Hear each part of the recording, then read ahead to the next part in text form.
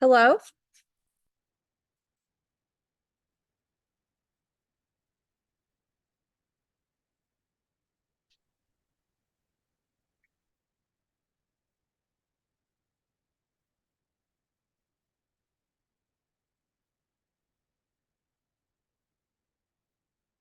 Hi, everyone. Just letting folks in and then we'll get started.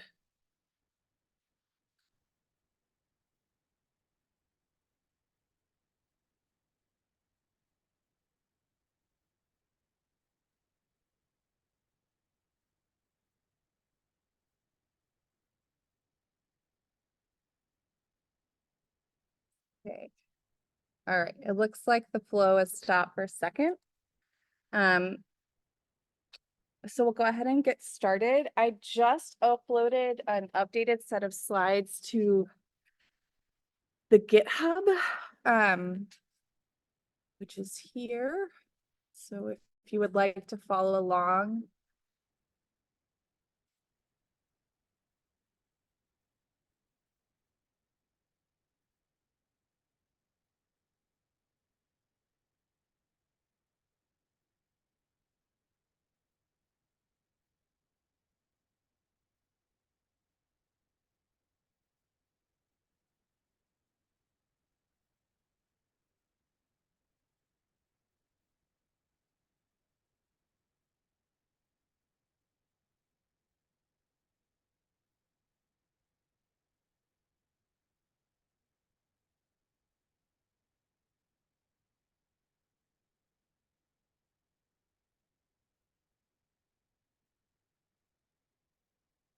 Okay, hold on one second. Sorry.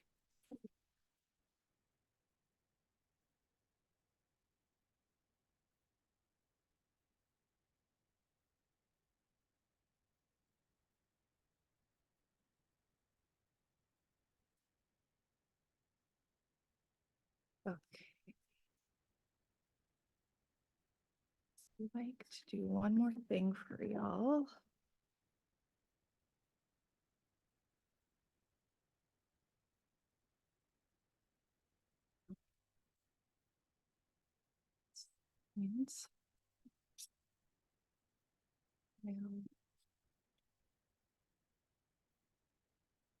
Okay.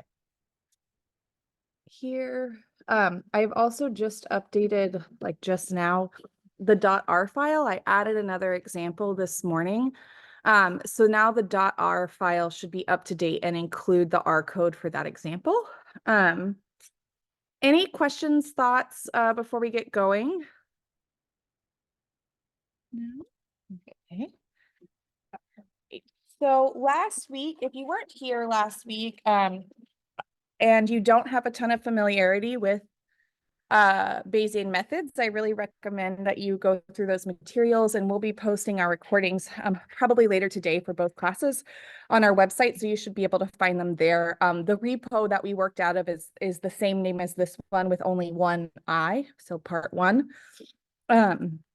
But it's kind of a direct prerequisite to this. And if you were here last time, you heard me say that this workshop series is kind of a work in progress. And it was really born out of this realization from our students that a lot of people who are eager to get into Bayesian statistics, even on our campus that has a lot of Bayesian courses, may be missing sort of the initial foundation necessary to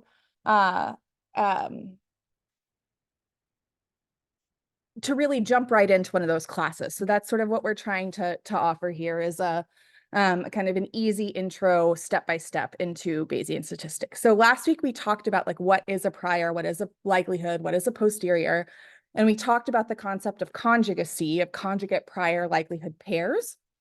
And so this week we're actually going to use those principles of conjugacy, and we're going to we're actually going to do inference with data. Okay, so let's go ahead and get started. All right, can everyone see that? Good to go. And as I said before, please, I can't see all of you on my end, so if you could please just unmute yourself to ask questions, that would be great. Okay, so this is the second intro to Bayes workshop brought to you by CSDE, and this one is on inference. Hopefully next year I'll get to offer this as a 4-part series where I add on a little bit, and we actually do get into Markov chain Monte Carlo and things like in-law or TMB. But for now, we're not going to go there. So just a little bit of review. If you are kind of new to this world, these are the textbooks that I use whenever I need to reread something about Bayes, and they're also the textbooks that I use to develop the materials for this course. So a review of some important Bayesian, or excuse me, probability terms and rules that we learned last week. Gosh. We learned the rule of conditional probability, which basically says that the probability of the intersection of any two events can be rewritten as the probability of one event conditional on the other times the probability of that event that we're conditioning on. So it doesn't matter whether we do A given B and multiply by the probability of B, or B given A times the probability of A. It holds in both cases. And as we talked about before, if we look at the two right-hand terms of this three-term equality, if we were to divide both sides of this equation by P of B, we would end up with one of the forms of Bayes' rule. If we were to divide both of these equations by P of A, we would end up with the other form of Bayes' rule. Okay, so this definition of conditional probability is where we get Bayes' rule. And one thing that I didn't talk about last week that I love to talk about is that while this is attributed to Bayes, it was really discovered by both Bayes and Laplace around the same time in the 17th century. And for the demographers in the crowd, I really love talking about this because Laplace's first use of what we now know as the Reverend Bayes' theorem was actually to estimate the sex ratio at birth in France. So it was a big surprise to me actually to learn from a statistics textbook that Laplace was a demographer, and not to learn that from demography. So for those of you who weren't here last week, the kind of canonical example you might use to learn about Bayes' rule in an intro to probability or intro to stat class is this sort of toy example with disease prevalence and blood tests. And so if we have a disease with a prevalence of 1% in the population, and we know that the blood test is highly sensitive, i.e. the probability of a positive test if someone is actually sick is high. And the specificity, the probability of a negative test if someone is not sick,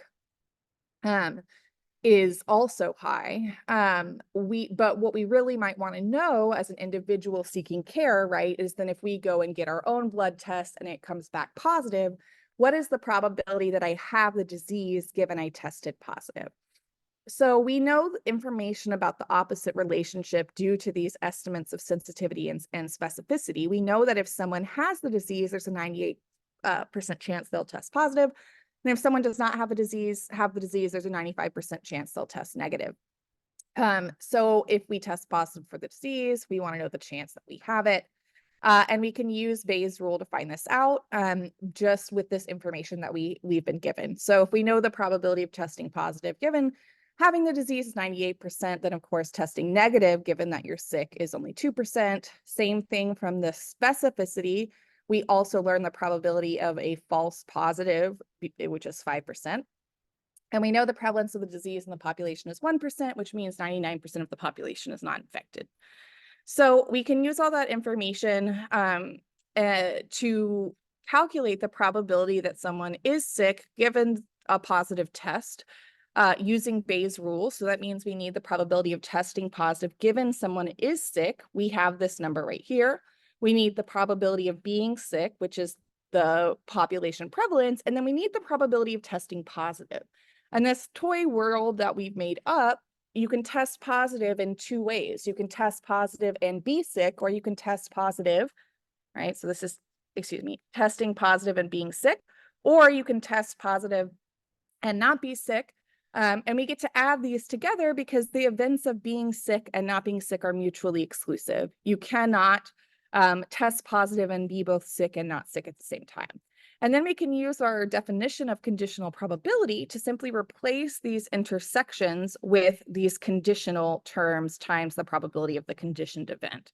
So we replace each of these intersections with both of those terms, and those are things that we have in our given information, right? So now we just plug and chug, and we find that for this given disease, if I test positive, the chance that I have the disease is actually only 16.5%. This is largely due to the disease prevalence in the population being so low is really what's governing this test, or this probability being so low. So any questions about this review, especially from those of you who may not have been here last week? Oh, okay. So that's the review of Bayes' rule. So what is Bayesian inference? We talked a little bit about how some of the pieces that make up the process of doing Bayesian inference. But in Bayesian data analysis, so I'll say that a lot of the kind of theory from today is coming from this, and many of the examples are coming from the McElreath book. So this, the BDA3 book written by Gelman, they have these kind of 3 steps to Bayesian data analysis that define their book. And the first is that we have to set up a full probability model, right? And so that's a lot of what we did last week, was introducing you to the pieces of what we call a full probability model. What this means is we need to specify a joint probability distribution for our observable quantities, or our data, and our unobservable quantities of interest, or our parameters, okay? So that is going to be the process of selecting a likelihood that is appropriate for the type of outcome we have. You know, if it's a binary outcome, we might do a binomial likelihood. If it's a continuous outcome that isn't too non-normal, we might do a normal distribution. And then we need to select a proper prior for our parameters. And I mentioned last week, we talked a lot about this idea of conjugate likelihood prior pairs, where if you have a specific likelihood and you select a special prior, that you know what kind of distribution the posterior distribution will be. So that's really the only way that we've discussed so far about how one should select a prior. A lot of advancements in computation have meant that we don't actually have to select priors based on their conjugacy properties anymore. But for the rest of this talk, we're still going to continue with that. So step 1 was kind of talked about last week. We're going to go into more detail about how you really do that in practice, but we're going to focus a lot today on number 2. Conditioning on our observed data and calculating and interpreting our posterior distribution, and thinking about how we can sort of write out the inference that we're making when we do Bayesian statistics in the same way that we might write out results or interpret results in frequentist statistics. The third step, the Gelman crew says, of a Bayesian data analysis is to evaluate the fit of the model. And that often includes sensitivity analyses pertaining to the selection of the full probability model. So a lot of times this means rerunning all of your work with several different priors as options to see how sensitive your posterior distributions are to the selection of your prior. And of course, we saw some figures last week that kind of indicate that the more data you have, not kind of, they do indicate that, and mathematically we know that the more data you have, the more your posterior is going to reflect your likelihood. So if you have sufficient data, ideally there should be almost no emphasis or impact of the prior choice on the outcome. With less data, that might not be the case. So in step 1, if we want to specify our full probability model, we're going to first suppose we have our observations, yi, 1 to n, and we're going to assume they come from some probability distribution with parameters theta, Okay, so like I said, if our outcomes are binary, we might assume, like we do in frequentist statistics, that they follow a binomial distribution. We don't do that because we know that they are binomial and that the mean variance of the outcome has that relationship of the binomial random variable.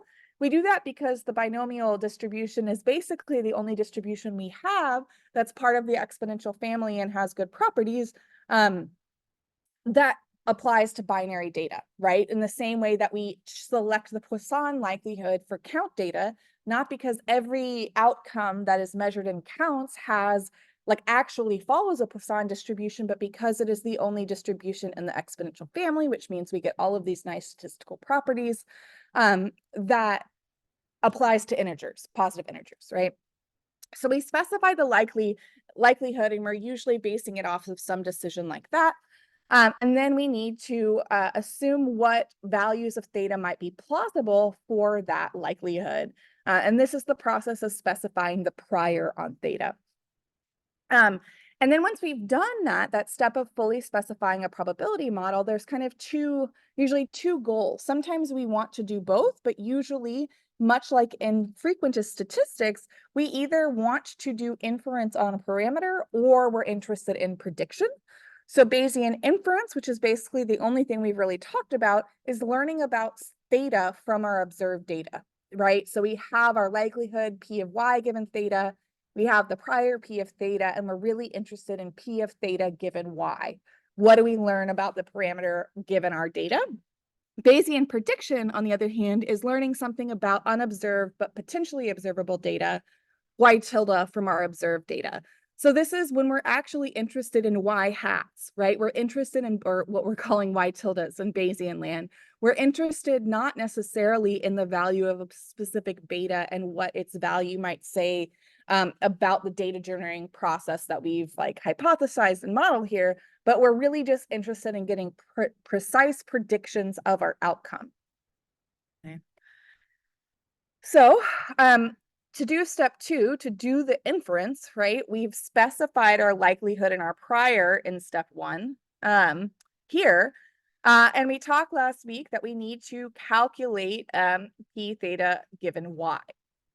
So we can do this because, again, going back to our conditional probability, the probability of P of theta given y should be the joint distribution or the probability of theta and y over the probability of y. That's the definition of a conditional probability, right? And using Bayes' rule, or again, the definition of conditional probability, we realize that we have not in this process specified a joint model for y and theta, right? We say that we've specified a likelihood for y if we knew this value of theta. We could write down whatever the parameter is. If it's a normal, it might be a mu. If it's binomial, it might be p.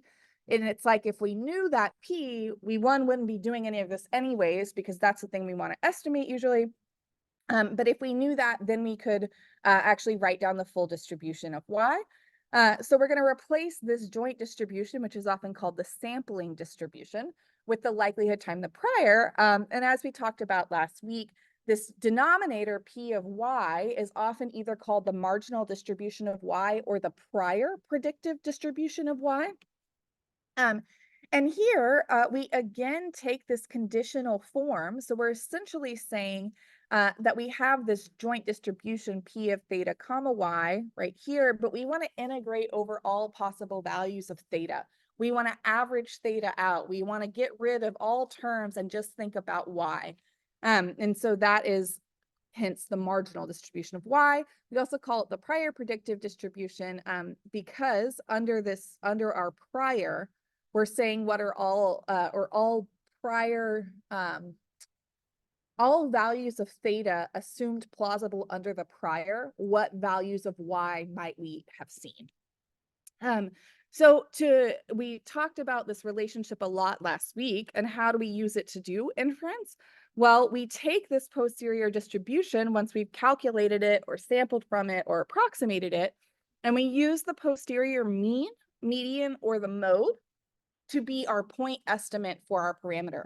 So note in the normal distribution, the mean, median, and the mode are the same thing, but that might not be the case for all priors. So If your posterior is symmetric, you might report the mean. A lot of people tend to report the posterior mode.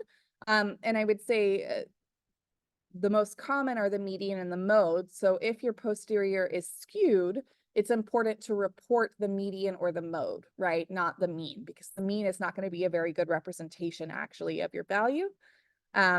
The way I was trained, I've never reported a posterior mode, and we typically report the median as our point estimate.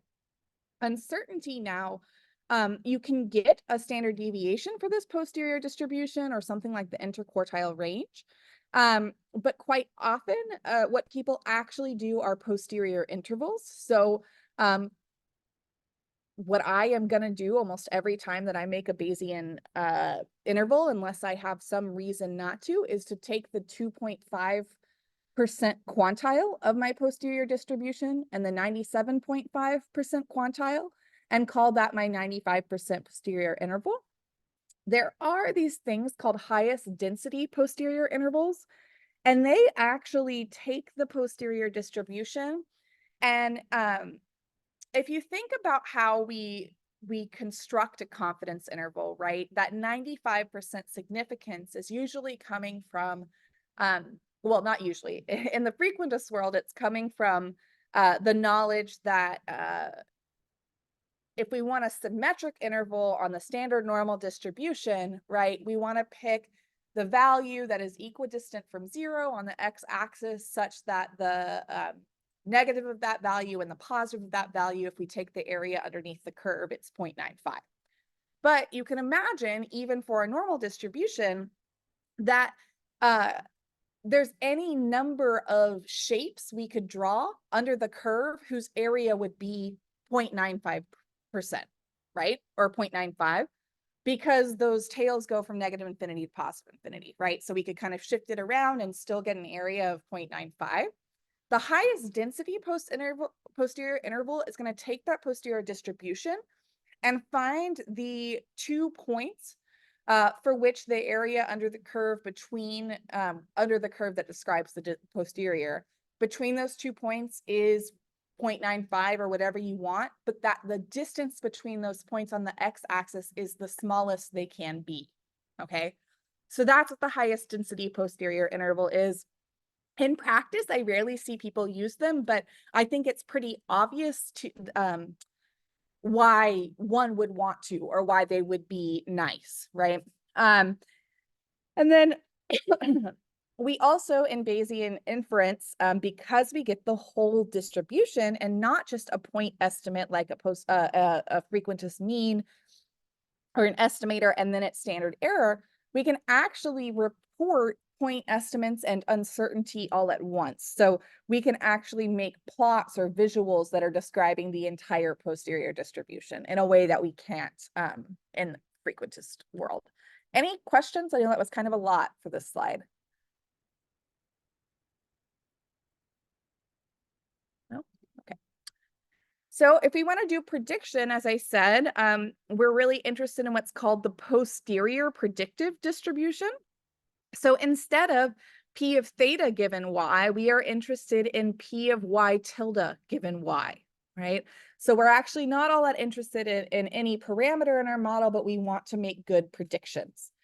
The way we do that is to take the posterior distribution that we are interested in, and using some clever conditioning here again, right?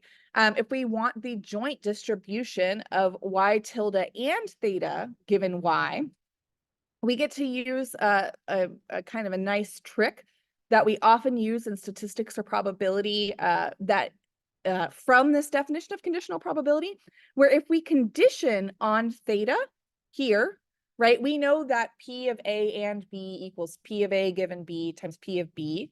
We're doing the same thing, but we already have something we're conditioning on. So we're kind of extending the level of conditioning.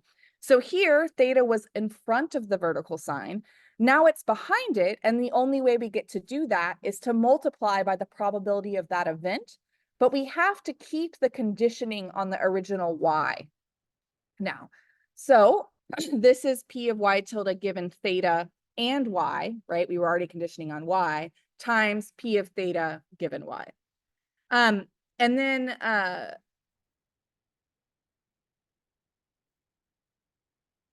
we can actually simplify this because we don't, y doesn't really come up here. It turns out that these two things are conditionally independent. So we can simplify it one more step. And so here what we're doing, we have the posterior. We know from the posterior distribution all the plausible values of theta based on our data. So now we're going to integrate over all of those possible values to get the range of possible predicted values. And again, the reasons you might do this are like to predict the next point in a time series, or to predict, you know, a patient outcome from new data or something like that. But data still within, it's not extrapolation necessarily, so it should be data within what you've observed in the data you use to build your model. You have a question?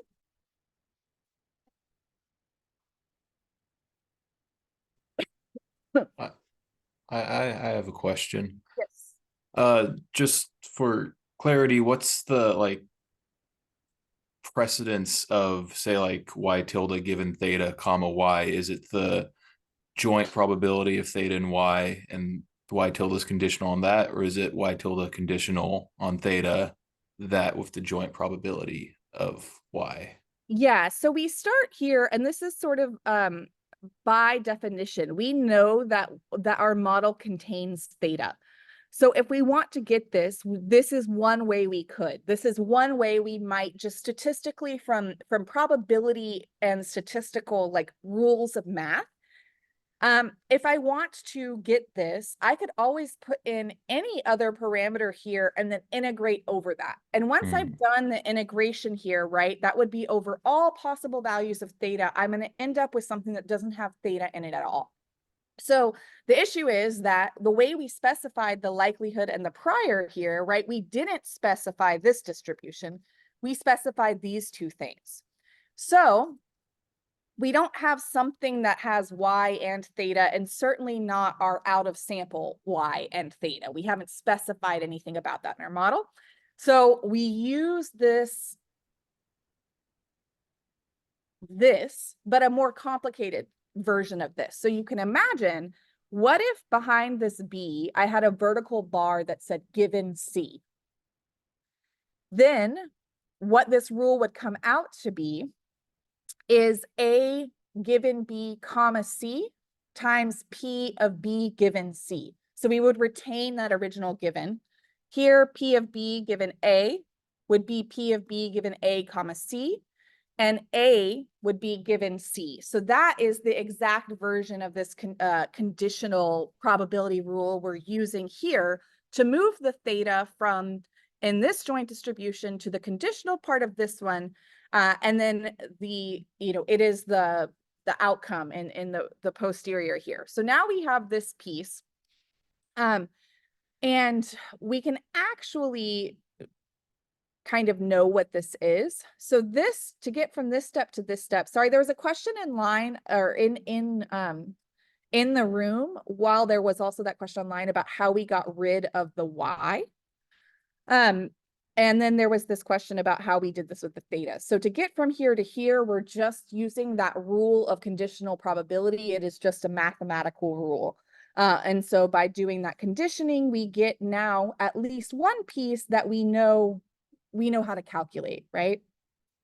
Now to get from here to here, if you think about how we specified the likelihood here, that is a function of P of y given theta, right? We're saying that y is normal given mu, right? Or binomial given P, or Poisson given lambda.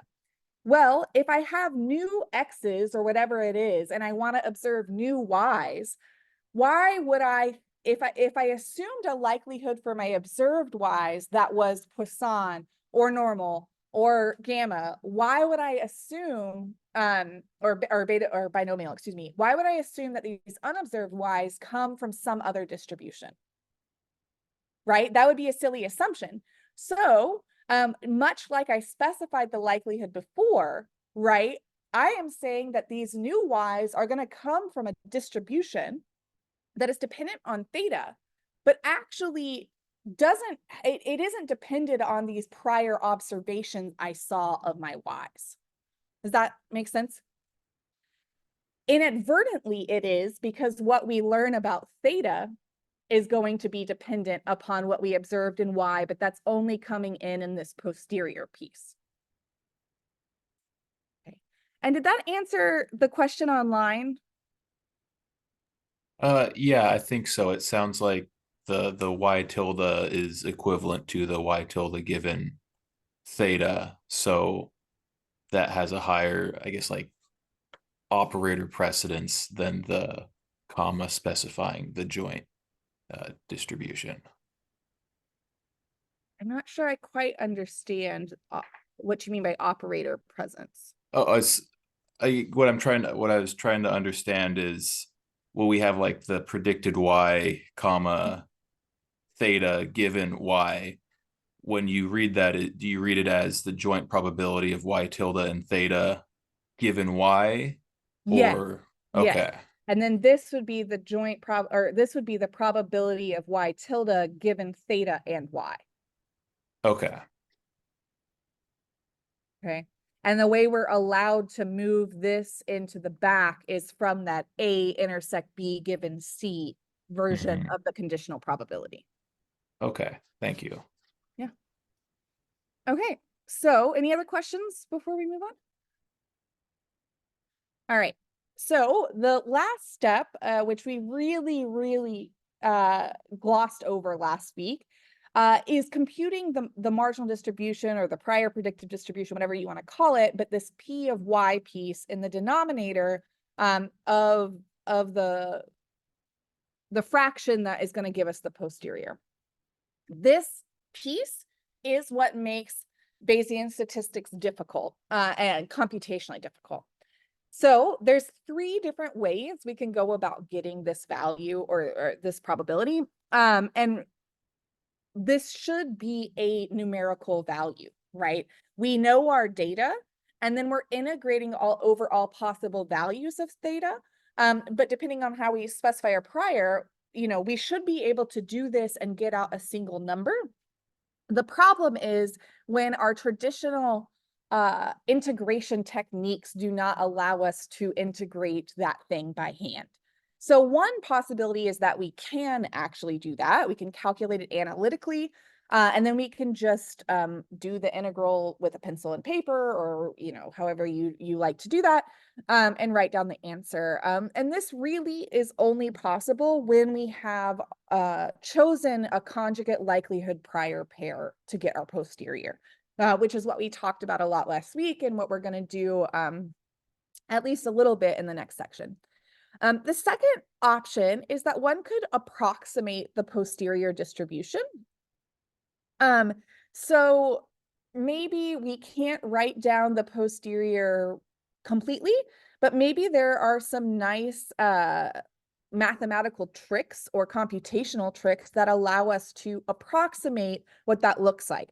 So if anyone has ever taken calculus before, you should probably remember that one way of approximating an integral is the Riemann sum, right? You would draw those little like bars or histogram rectangles up to the curve and take the area of that rectangle and add all of those up to get the estimated area under the curve, and you would know it was an under or an over estimate.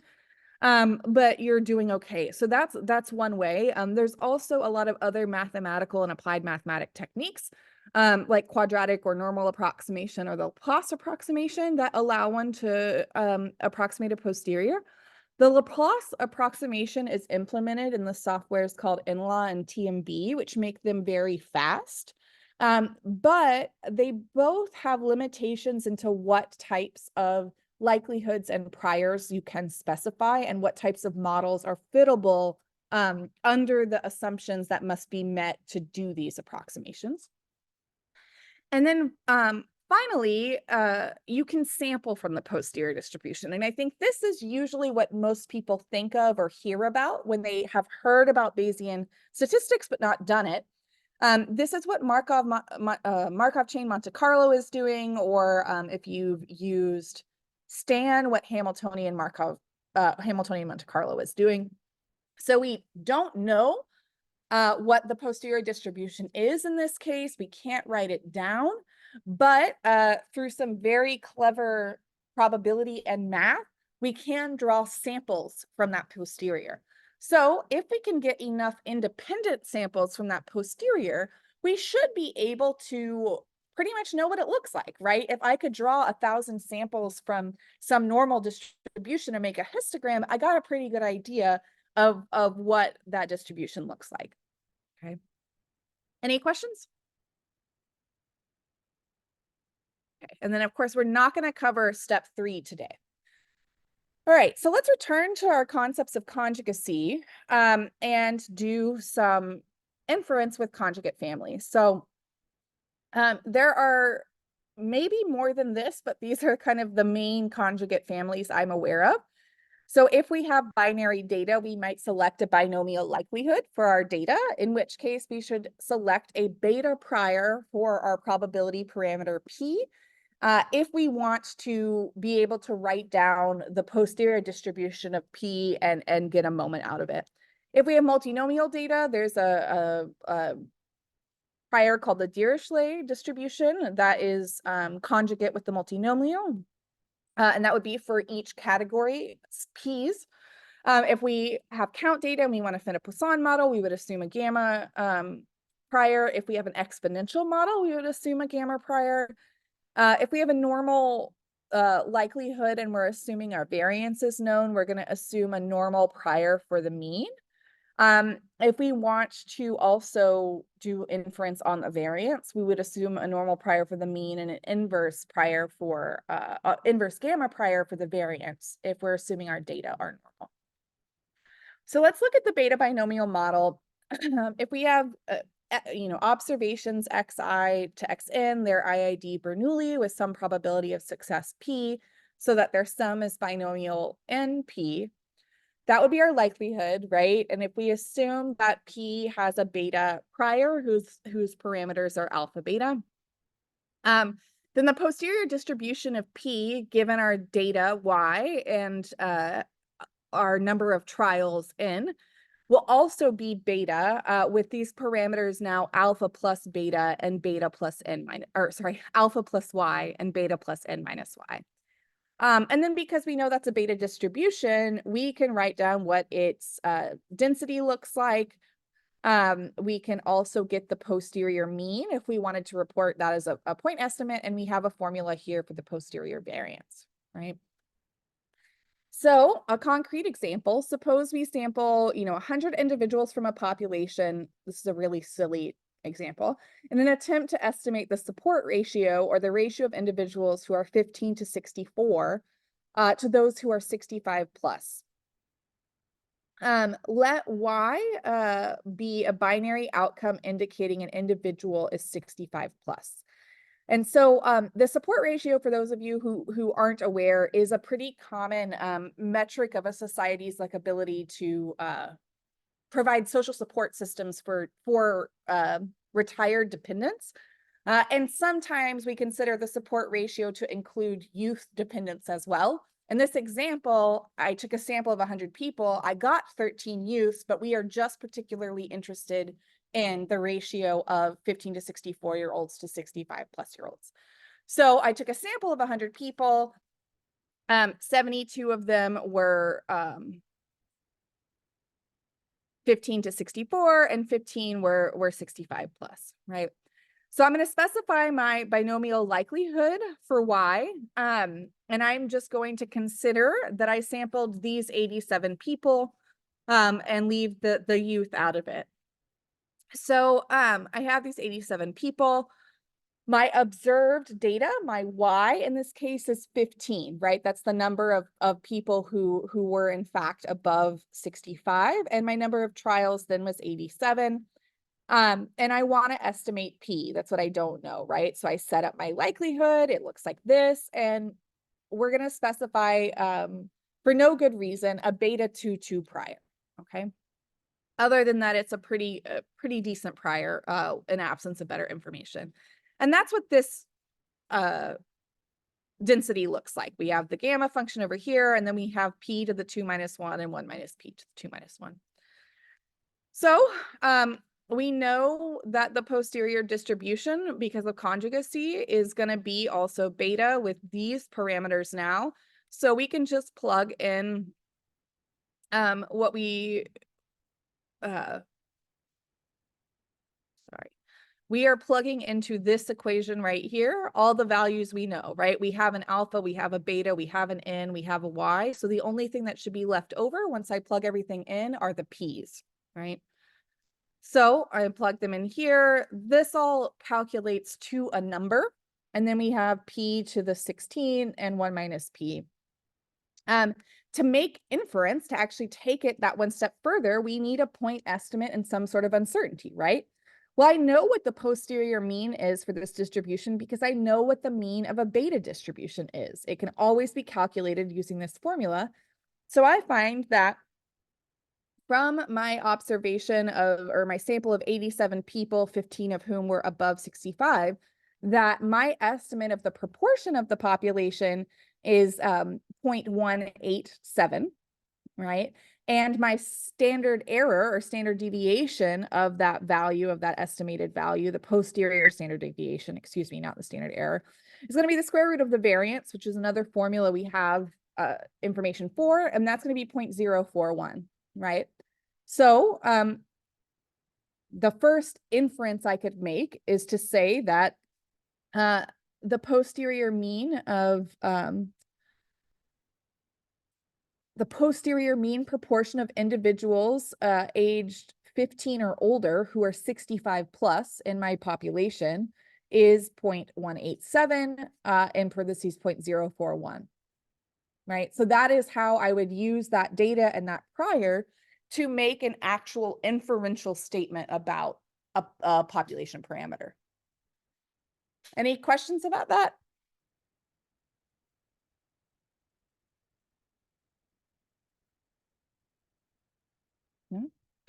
So if we wanted an interval estimate, if we wanted, say, the 95% credible interval, well, I know that this posterior distribution of P, given my data, my number of trials, and my prior, is a beta 1774, right? And R has functions for every named distribution that allow me to get quantiles out of that distribution. So I'm going to use the Q beta function here and get the 2.5 percentile and the 97.5 percentile. And I'm going to pass in my first parameter argument, my second parameter argument.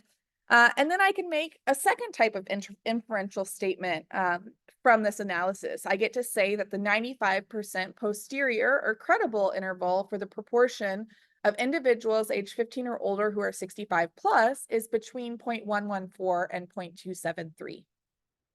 Okay. Any questions?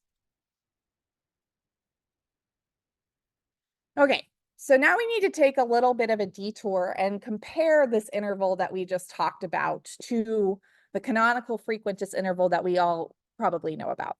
So just a refresher, if you don't, a frequentist confidence interval has the interpretation that if one were to repeat our experiment, and remember we talked last week that an experiment in statistics is a process of observation, right? So this is usually really just the process of collecting our data or observing our data. So if we were to be able to repeat the experiment, get the same amount of data over and over and over again, and each time calculate this 1 minus alpha percent frequentist confidence interval in the form of my estimate plus or minus this multiplier from the standard normal curve times the standard error of the estimate, then if I do this over and over again, say I do it 1,000 times and I want a 95% confidence interval, then 95% of those intervals will contain the truth and 5% of them won't.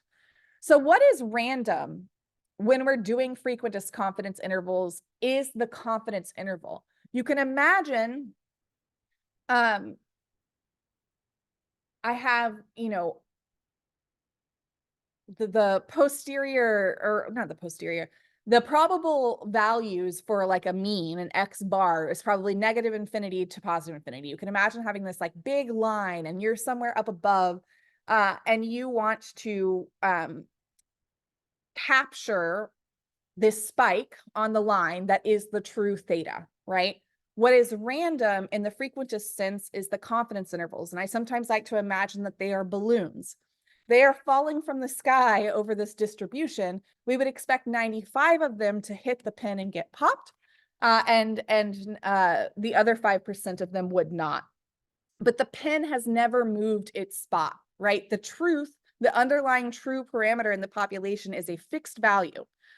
So these single frequentist confidence intervals are not probability statements. It's like the probability statement applies to the concept of this confidence interval before we create it, and under this hypothetical scenario where we might create it over and over again.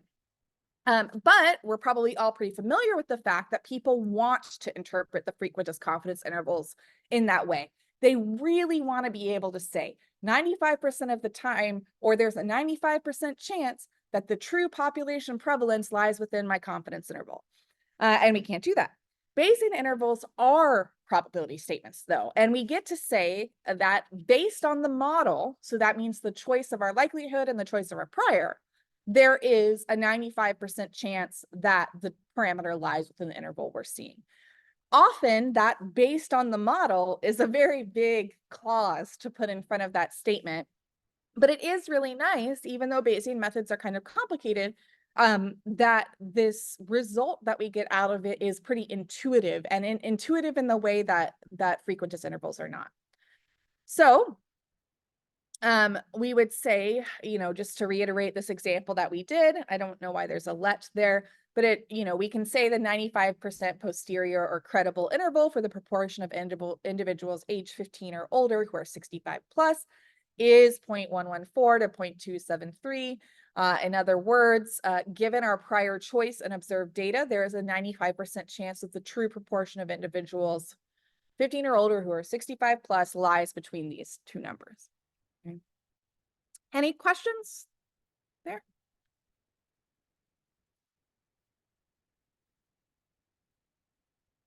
All right.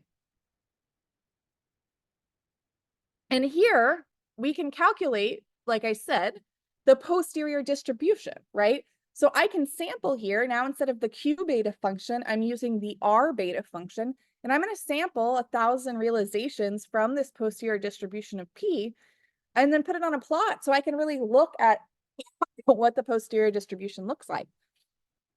So instead of a point with, some lines sticking out of it, where I'm assuming and really counting on the central limit theorem to kick in and my sample size is large enough that confidence interval is actually symmetric. Here I get to see the shape of my distribution, right? And so we can see that, yes, P lies between 0.11 and what was it? 0.273, right? But that the bulk of the mass is kind of between 0.15 and like 0.24. Okay. So because we get the posterior, the full posterior distribution, we also get to make inference about functions or transformations of our parameter. So one of the most common types of inferences people like to make in Bayesian statistics are what's called exceedance probabilities, or some people will refer to them as that. But maybe we want to know the probability that P is larger than what we saw in our data, right? We sampled 87 people and we saw that 15 of them were 65 plus. And so now, according to this model and my prior, I get to ask, because I've taken here, right? I've sampled from my posterior, I have 1,000 draws. I'm going to use those 1,000 draws to calculate some summaries of this distribution.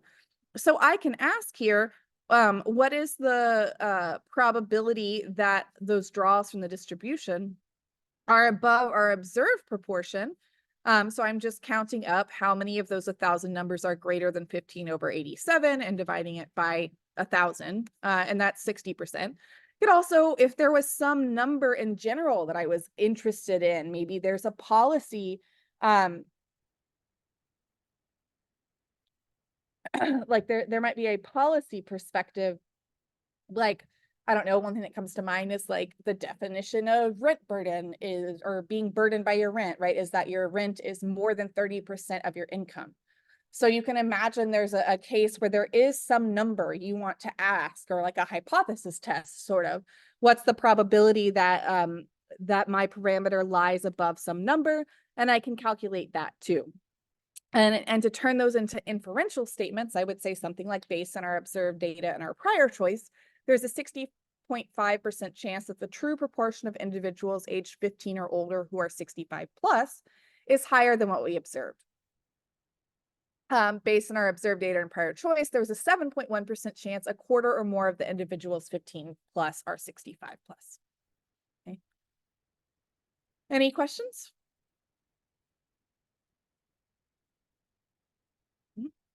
Online? All right. So I started this example, very simplistic and silly example, with the idea that what I actually wanted to estimate was the support ratio, right? Which is the ratio of people who are 65 plus to those who aren't, right? So to do that, and just to remember, I'm simulating these R beta values here, right? And so the support ratio can be summarized as 1 minus the probability that, so this posterior probability, right, is the probability that one is 65 plus, given they're 15 or above. So the probability that someone is below 65 would be 1 minus that. And then here are the elders in the bottom. So the support ratio is just 1 minus that P divided by P. And I remember I took 1,000 draws here. So this vector should be 1,000 long. So now I have a distribution, a posterior distribution of the support ratio, right? I have 1,000 samples from that distribution based on the prior I chose and the data we observed. And so I can just take moments of these samples, right? I could take the mean, I could take the quantiles. And so here I get to say that the posterior mean of the support ratio for this population is 4.64 with a standard deviation of 1.3 persons 15 to 64 for every person who's 65 or above. And that the 95% posterior interval or credible interval for this ratio is 2.7 to 7.9. Any questions?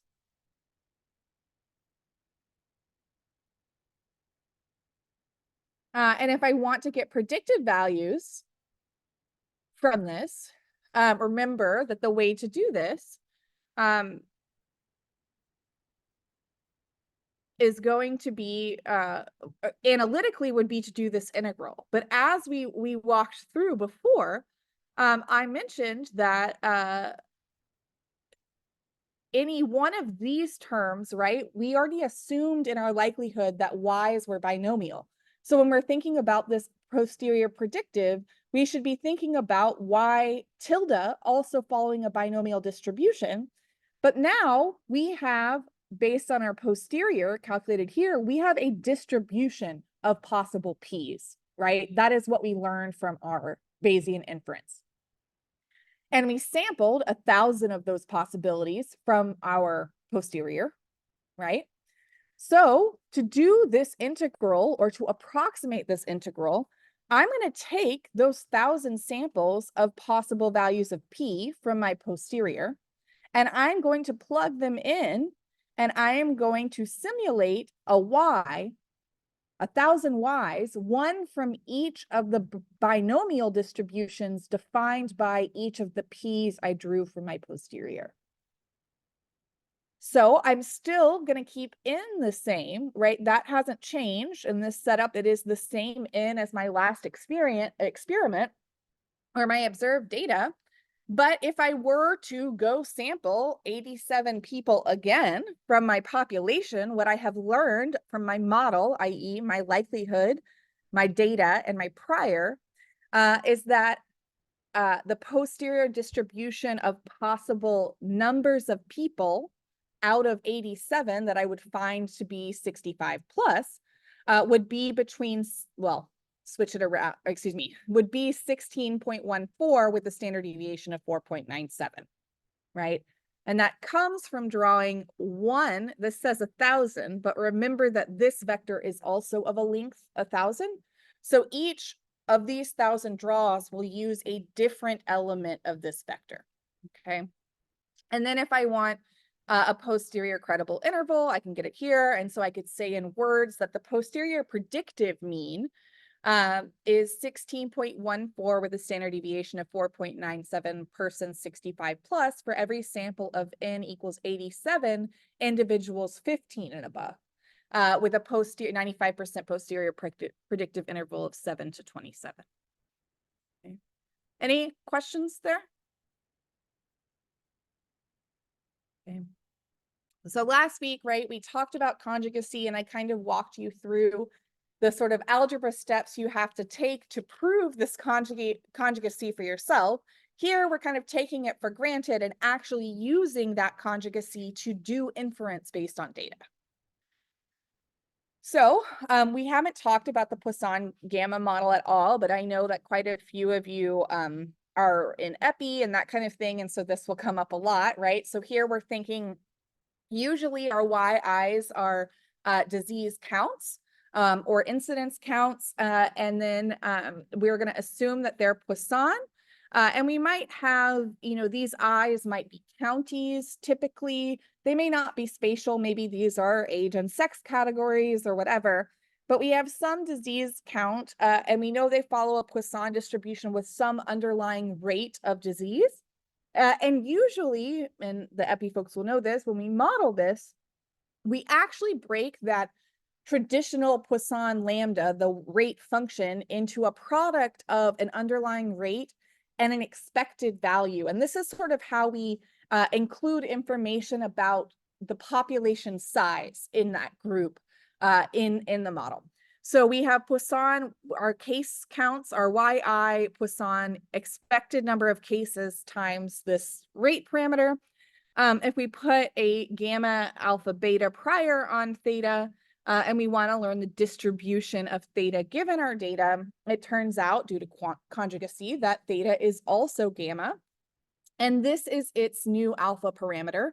It's A plus your observed cases, and B plus the observed expecteds, or the sum of those. Something has gone horribly wrong here. I will fix this after the workshop and re-upload it.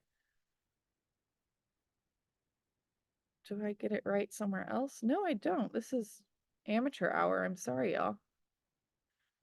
Okay, well, let me show you what that's supposed to say.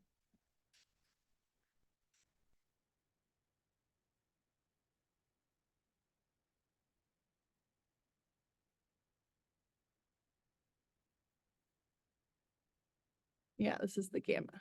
So it should be beta to the A all over gamma of alpha. And where did that go? So this, I think, should be E subscript I parentheses raised to the alpha. And maybe let me try actually to just fix these slides real quick, and then y'all can see. It's never easy to be talked to about math.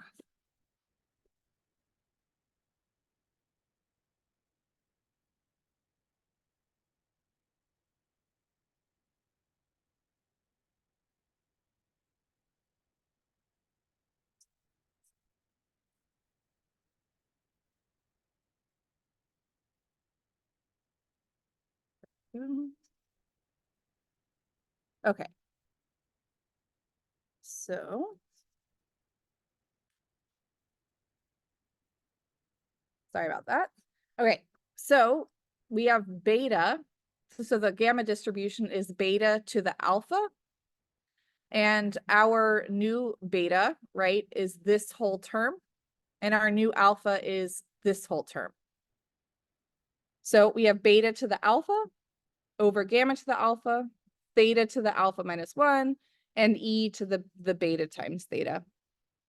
We have the posterior mean here. Sorry, again, a typo. This should say theta given y alpha beta, theta given y alpha beta. We also have a variance. So to do this in practice, or to think about an example that actually has numbers, suppose in a city in the US, this is coming straight out of the BDA 3 textbook, it's observed that 3 people out of a population of 200,000 died of asthma in a specific year. Suppose that the expected annual rate of deaths due to asthma is 1 per 100,000 people. What is the Bayesian estimate of the true underlying rate of asthma deaths in this city under a Poisson gamma model? Okay, so that's the question we're going to try to answer. We have one piece of data, and we're going to go for it. So we have our observed death count. It's y equals 3. And knowing that this is case counts, we know we're going to specify a Poisson likelihood. And thinking about that expected term, if what we know about expected annual rates of death is 1 per 100,000 people, that means in this city, which has 200,000 people, right, E should be 2. We would expect to see 2 cases.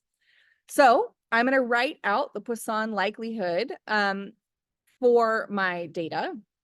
And this is the form it would take in absence, just in all notation and not plugging in the real numbers. We have our rate, the expectation times the underlying rate, to the number of cases, E to the rate, and then divided by the number of cases factorial.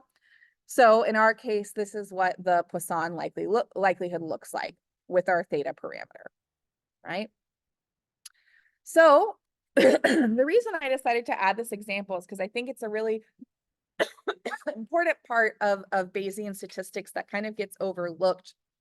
And that really is more of an art than a science, which is specifying the prior, right? In every other example we've worked so far, and in those plots we saw last week, I've told you that we, in this case of conjugacy, that we're going to choose the prior family because it gives us nice computational and analytical properties.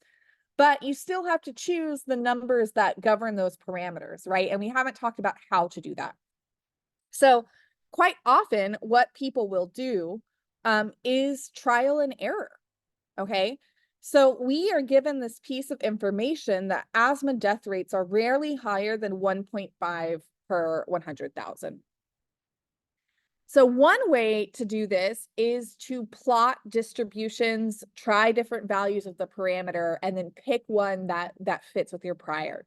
Another option, which I would say is of more interest, might be to use like know what you want the quantiles of your prior to be, and use the like Q or what is it? Yeah, the Q functions in R to like, what X values you want, to try a bunch of gamma distributions and then find the one that, to basically do what we're doing here with our eyes, but to do it with like computational numbers. But I think it's usually a lot easier actually to look at with your eyes. So here, what we are seeing here are a bunch of different gamma priors. And I've started here, and this is sort of mimics how I would do this for anything. In each case, I've started here with the gamma 1,1 and gamma 2,2 priors. Those are kind of common starter gammas that one might use. Those are in black solid and black dashed in both of these plots. And I can see first that with 1,1, everything is really shifted towards 0, right? The gamma prior is something that is on 0 to infinity. And we see here that it's really a lot of the density is closer to 0. And then as I go to 2,2, actually the density moves away from 0. There's still some in low numbers, right? But it's moving toward higher numbers of theta. So what if I keep the alpha parameter at 1 and have the beta be 5? That is this. So when alpha is 1, is still small, I'm still getting a ton of mass on the small numbers, right? But by having beta be 5, I'm now restricting the mass. You see this, the comparison of the black solid line to the pink solid line. I'm restricting the available mass kind of between numbers 1 and 3. This should say 5, 1. I'm really sorry. So the dashed line here, we're going to keep beta at 1, which is also true of this. But we're going to change alpha to 5. And you see we basically lose all prior mass below 1.5. And that doesn't fit with what we know about asthma death rates. We know that we need prior mass kind of in the 0 to 1.5 area. So I thought this gamma 1.5 looked pretty good, but it doesn't really allow for any or much mass between, say, 0.75 and 1.5. So this isn't ideal, but it's kind of getting at what I want, right? It's bringing this down so that I don't have so much in my prior on numbers that have never been observed before, right? So now what if I keep my beta at 5 because that seemed to look good and start to change my alpha? What if I change alpha to 3 instead of 1? Well, now I get this same swoop up shape that I see here and here, right? But instead of it going all the way up above this and cutting off 1 to 5, now I'm getting mass basically in the window that I want between 0 and 1.5. I know that we've never seen asthma death rates higher than 1.5 supposedly in this example in a city like this. This again should be 5.3. So if I keep alpha 5 and let gamma be 3, I see again that the distribution or the interval on the theta axis that I would really like to be covered with mass is now cut off from the lower end, right? I'm not getting any mass on 0 to 0.5. So obviously this is not an exhaustive list of possibilities, but this is kind of pretty much how it works. You do in this kind of case, if you know what kind of parameter or what kind of prior you want to specify, but you'd want to know if that prior is giving realistic values for what you're observing, you kind of got to play around with it. So based on all of this, we're going to select this gamma 3.5 prior because it incorporates our prior information, right? We're not actually going to let there be much probability that the asthma deaths can be above 1.5. The rate of asthma deaths can be much higher than 1.5. Any questions about that? Okay, so we have our likelihood, right? It's the Poisson likelihood. We have our expected value. We have the or expected rate. We have what we observed in our counts, expected counts. And then we have our rate parameter. And now for our prior, we're going to select alpha equals 3. I don't know why this says gamma. That is very weird. It should say beta. I'm sorry about that. I will fix all of these typos and re-upload things. So this is the way that the gamma distribution looks. And so we have beta to the alpha, gamma of alpha, etc. So that anyways, that's our prior. And then we know from conjugacy that our posterior is also going to be gamma, and it's going to look like this. I don't know why there is that. This should be 5 plus 2 to the 3 plus 3. So that's the posterior distribution of theta given y, alpha, and beta. Our posterior mean would be 3 plus 3 over 5 plus 2, or 6/7. And our posterior variance would be 6 over 49. Right. Any questions about this? And we could go through all the same other types of inference we did in the other example now that we have this distribution, right? Once we know the distribution, we can do things like sample from the posterior or come up with credible intervals or anything like that. Any questions before we go on to grid approximation about using conjugacy to do inference?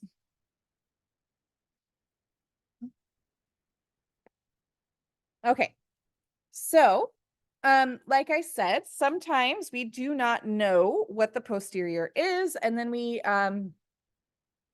or maybe we do, we can write down the integral form, but we can't actually do the integral by hand. And so we may want to approximate this integral using some sort of approximation. So one option for this that is actually rarely used in practice, like I would say most often people are using things like the Laplace approximation in softwares like inline TMB, or they're doing MCMC or Hamiltonian Markov chains, which are in STAN. But I think that these examples are really good for understanding like what Bayesian inference is, without having to deal with learning what a Markov chain is at the same time. So if we want to approximate a posterior distribution, we're going to follow these steps. We can specify the likelihood in the prior, just like we did with these past two examples. Then we want to pick some values of theta, say capital S, that span the support of the prior for theta. So I actually did this when I made these plots. I said, well,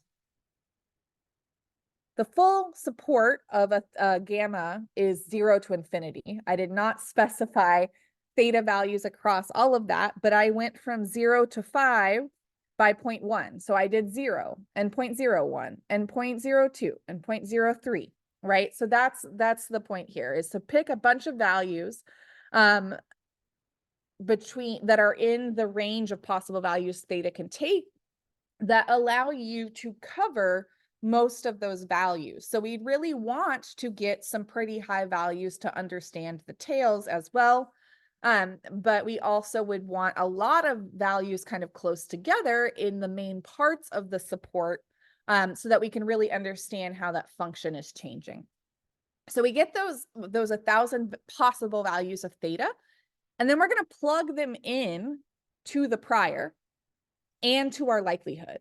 And remember, going back to, this problem right here, in my likelihood, right, I already have my observed data. So the only thing that is not a number in my likelihood is my theta. So I would take each of those 1,000 values of theta S, and I would plug them in here to get 1,000 values of my likelihood, right? With the same y's, the same data in each of those functions, but the value of theta is changing. And I'm going to do the same thing, and I'm going to plug in those 1,000 values of theta into the prior distribution too, and get 1,000 values of this function based on 1,000 different thetas. Okay. So then we're going to approximate the interval, or the integral that is this denominator piece, right? The integral of the prior, the likelihood times the prior over theta, by simply adding up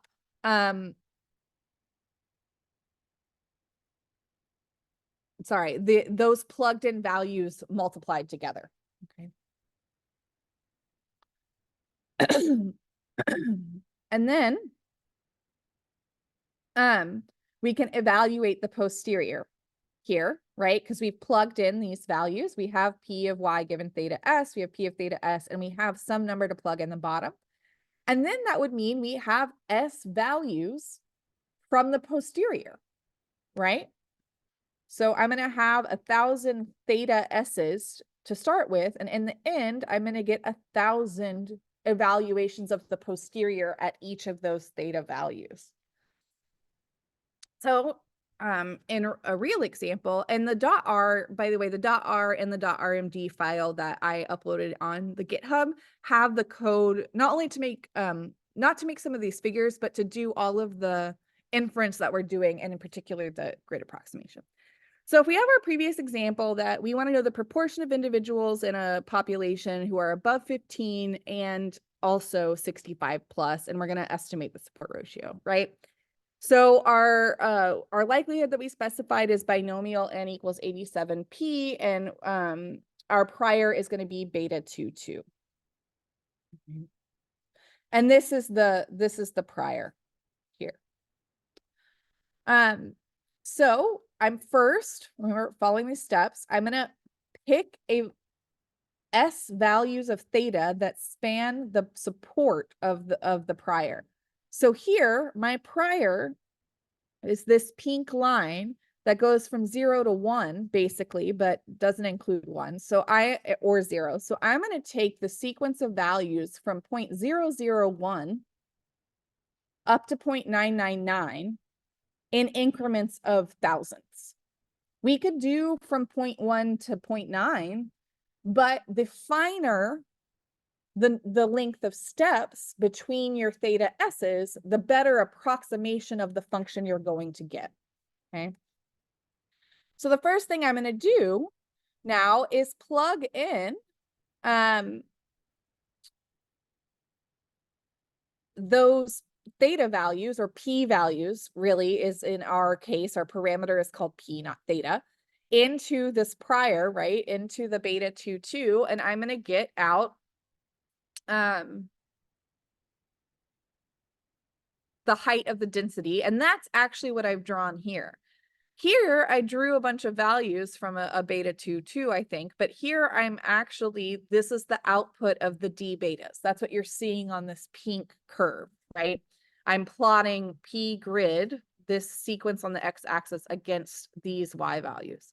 To get the likelihood, right, I have a binomial likelihood, I need to specify my y value and my n, and then all of the p's on my grid again, and I'm going to evaluate the likelihood. And we can see here in navy now it's covered up by the light blue line, but in a lot of places, but it runs here basically. And so that's the value of the likelihood across our grid of p's. And so we can already see that based on our prior and then our data, that our data is really restricting the likely values of p from this full broad range that's in the prior.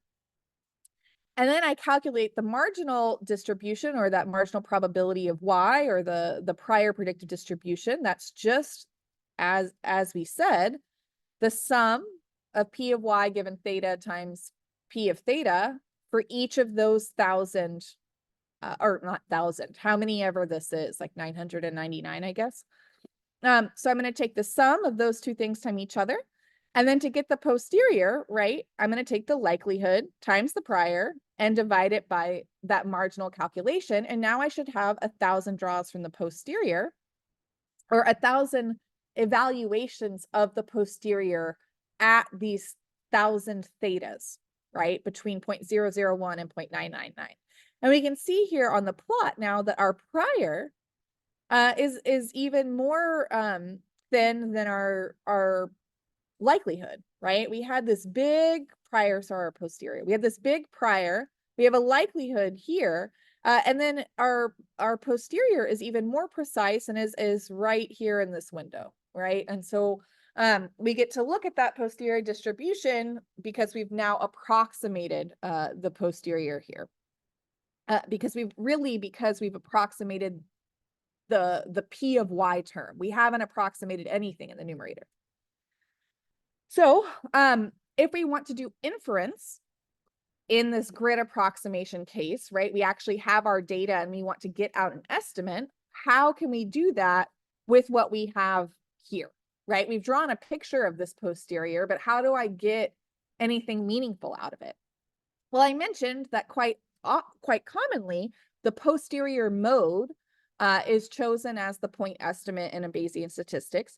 And in a categorical sense, I think we all kind of know that a mode is the most common value of a categorical variable. In a continuous variable, it is the value at which the density reaches the maximum. So we want to know what p, where on this p axis this blue curve reaches its peak. And we can do that really easy with this grid approximation approach. Because what we're just going to do is first find, of all of these y values that define this curve, which one's the highest, right? Which is the max. And so this which.max function, if you've never seen it, it actually just spits out the index of the element that is the largest. So now I know from these 999 values of theta I have, which index produced the highest value of this posterior evaluation. So I'm just going to grab that, and it tells me, according to this grid approximation approach, that our posterior estimate for the proportion of individuals 15 plus who are also 65 plus is 18%. And then the figure on the right is just zooming in on this part of this plot, right?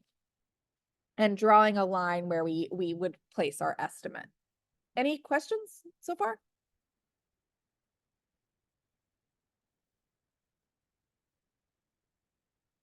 So if we wanted to get posterior medians or intervals, which are kind of more common, we can take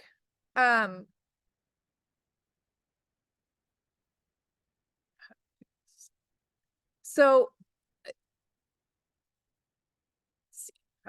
this curve right here, right, is technically a plot of P underscore grid, which are these values between 0 and 1.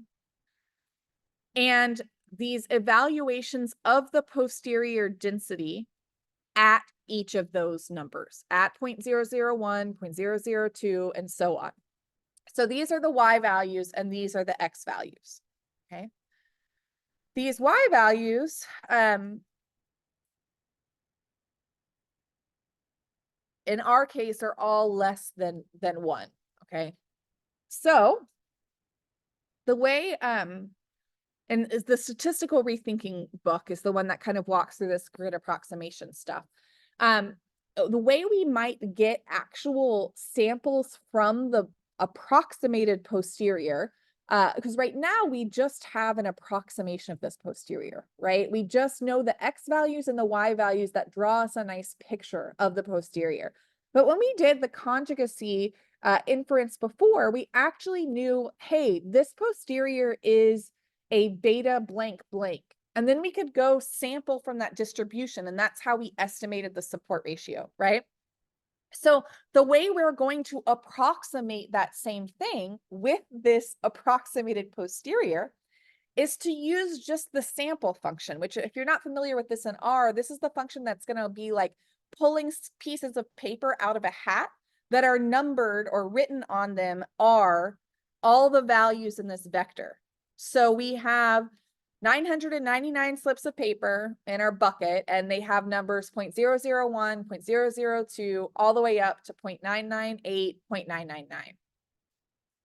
We're going to sample 1,000 slips of paper from that bucket, and every time we draw one out, we're going to put it back in, okay? And in fact, I kind of misspoke before. There's not 999 pieces of paper in the bucket. There's a ton of pieces of paper in the bucket. And the number of times each of these numbers appears on a piece of paper in the bucket is determined by the height of the posterior on top of that number, right? So some of these are going to be very close to 0. Maybe that means they have really tiny pieces of paper that no one can grab, actually, right?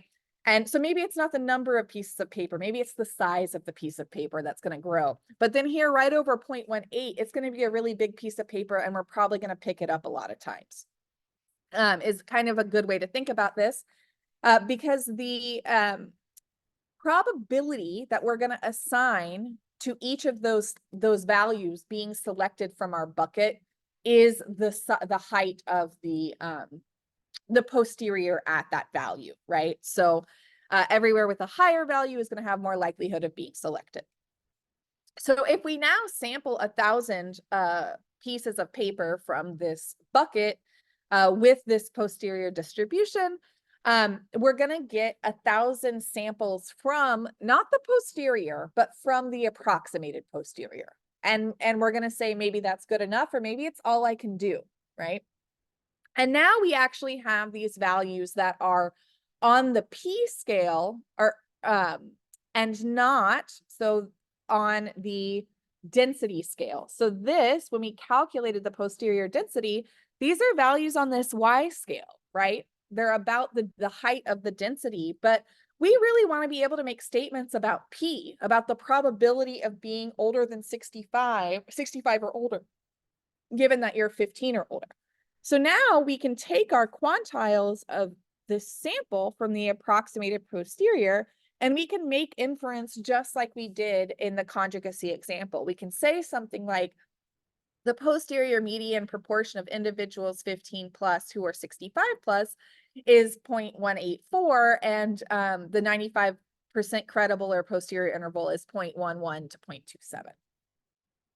Okay. Any questions about that?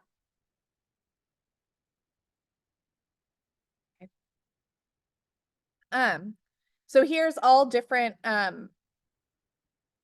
summary measures, right, of the posterior that we've talked about. We have the mean, we have the median, we have a standard deviation, we have the 95% credible interval, and we have a posterior exceedance probability that the true probability of being 65 plus given you're older than 15 is higher than 25%. So remember, because of conjugacy, and as we did in this example, we can actually calculate everything we want to know, like these posterior exceedance probabilities. We can calculate the 95% interval from the true posterior distribution. We know that it is a beta 1774, okay? We did that earlier. So what we're comparing here in this table are those values from using the beta 17, I forgot what I just said now. Is it 1774 maybe? Okay, from the beta 1774 distribution versus sampling from that distribution, right? So this is using the actual true density function of that beta 1774. This is me knowing it's a beta 1774 and drawing 1,000 samples from that distribution, and then taking the sample mean, the sample median, etc. And then this is the work we just did, where we actually used grid approximation to approximate the posterior by approximating that integral in the denominator. And then we used this form of sampling to get samples from the posterior, okay? So these two on the right should be approximations of this one on the left, but we would, maybe a priori expect this one to be the closest because we still used our knowledge of what the true distribution was to get the values in the second column. But at any rate, we can see that there's really not much difference between any of these when it comes to the mean or the median. There's a little bit more variation when it comes to standard deviation, which might be expected. The credible intervals are all very different. And then maybe there is a little bit more variability in the exceedance probabilities. So these kind of derivative measures of the point estimate, we might be estimating not quite as precisely when we approximate as we are the singular parameter.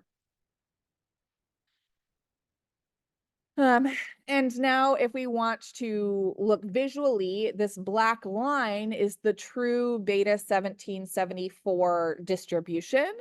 And the blue histogram is me taking 1,000 samples from that known distribution and drawing a histogram. And the red histogram is what came out of this line of code. Okay. So we can see that they're not exact, but it looks pretty good, right? We are going to get decent inference with this approximation. So this all seems to work pretty well, this grid approximation thing, right? So why would there be other forms of approximation, or why would someone ever need to use MCMC when it was so easy to do what we just did and to do Bayesian inference? The main issue is that grid approximation becomes very, very, very difficult as the number of parameters grow, right? Here, I had to pick, values that spanned the full support of the prior for P, and I picked these values. Now, if we have a model or a distribution that's made up of multiple parameters, it's not just that I need values that cover both of those margins individually. I need pairs of values that cover all possible paired values of my two parameters. And if I have 3 parameters, I need the permutation, not the combination of all of those things. So as you add parameters to your model, grid approximation quickly becomes kind of impossible. And so quadratic approximation is often used in those cases where you might where it might be applicable. And you find the posterior mode via optimization. So you're actually using kind of, computational methods to find, they basically use like derivatives and stuff to see how steep the curve is. So you can imagine that we're like hiking around here, right? And we basically travel around and we move toward the top until we find that the derivative becomes 0, and then we would say that we have we've reached the top. And then we would calculate the second derivative and kind of iterate back and forth, and that's usually how that works. And the quality of this approximation increases as n goes to infinity, which is really nice. And it's also really liked because it is often equal to the maximum likelihood estimate. And in statistical literature, there's a big desire for Bayesian. I guess it's kind of a silly thing. People feel different ways around it, but for Bayesian methods to produce or have some guarantee that they're going to achieve the frequentist estimators that we know have properties like best linear unbiasedness, or that we know they maximize the likelihood. So that's people like that. So that's one thing that's nice about the quadratic approximation. But it also doesn't work if we cannot calculate the second derivatives, which can be common in large models or in models without a lot of data or something like that. Or even with a simple model, if we're dealing with a simple beta binomial, but our P is actually really, really, really small, like if we're on the boundaries of the support of our likelihood and our prior, a lot of computational stuff can get really wonky. So that all necessitated the development of MCMC. If the quadratic approximation doesn't work, or if you have a lot of parameters. And then from MCMC, HMC, Hamiltonian Markov chain, Monte Carlo, was developed. But that's kind of out of the scope of this. But I would hope that next year when I offer this series again, part 3, we will cover MCMC and Gibbs sampling in a really simple, easy to digest way. And then we would have a 4th session where we use in-law or TMB and talk about and STAN. So any questions? That's the last slide.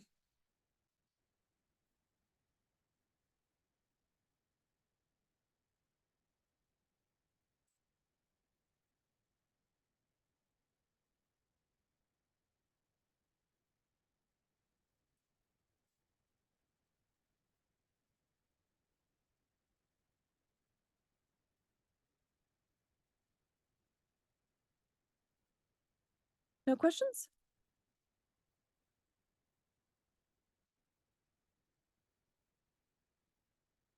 All right. Well, take care.